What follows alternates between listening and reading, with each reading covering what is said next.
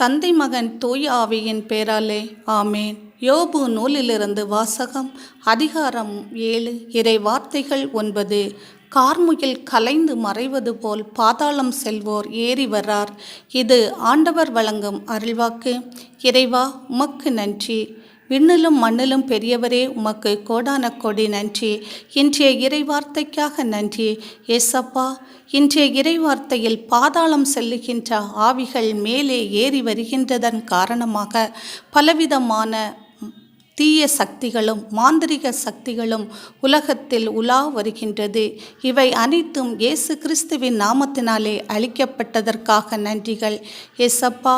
இந்த பாதாளத்தின் ஆவிகளுடைய வல்லமைகள், கிரியைகள் எல்லாவற்றையும் நான் இயேசு கிறிஸ்துவின் நாமத்தினாலே முந்தி கட்டி நிர்மூலமாக்கி இயேசு கிறிஸ்துவின் நாமத்தினாலே பாதாளத்தில் போடுகிறேன். இயேசு கிறிஸ்துவின் நாமத்தினாலே நான் எதெல்லாம் அடைக்கிறேனோ அதெல்லாம் அடைக்கப்பட்டதாக இருக்கட்டும்.